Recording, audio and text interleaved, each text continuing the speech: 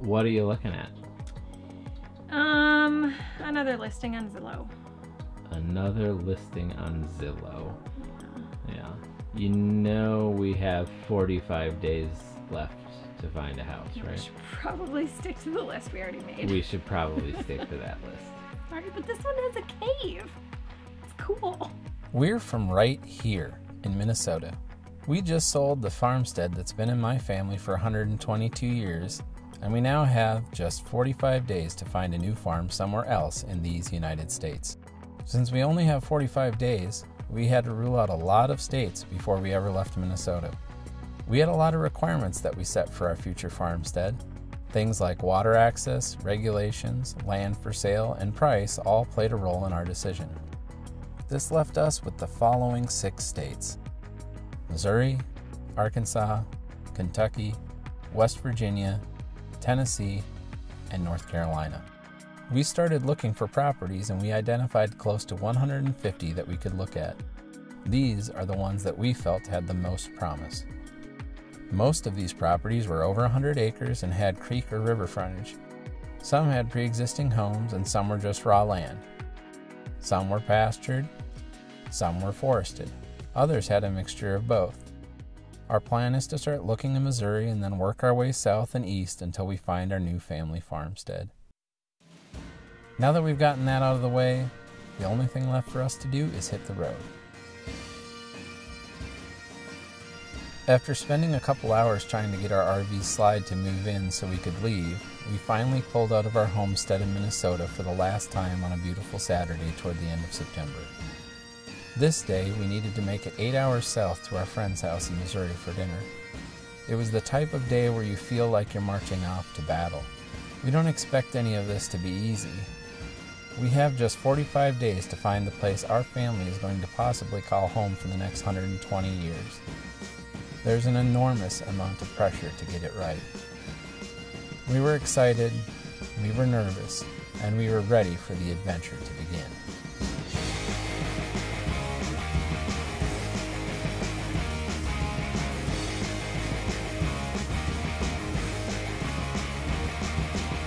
Traveling is one of life's special treats. If you do it right, you start to see the world as a child, and time comes to a standstill. 2 days becomes a week, and a week becomes a month, and quickly you forget what your old life was like. You're not worried about tomorrow or your bills or responsibilities. You just are.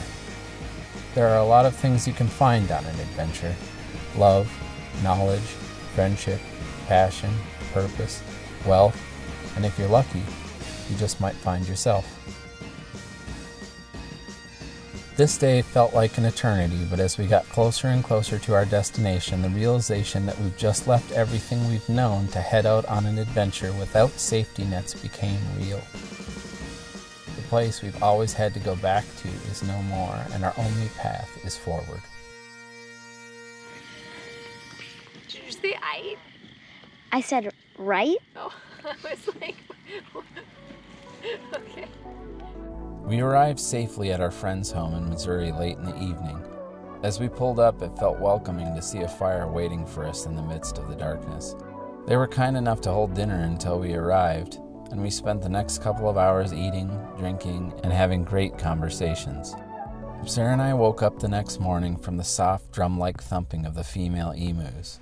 If you didn't know any better, you'd think someone was playing a hand drum right outside the RV. When I stepped outside, the world was at peace and we were amongst friends, and it made me realize something important. We may be selling the place we've called home for years. We may no longer have that place as a safe harbor in our lives, but our home is wherever we are and our friends are nearby.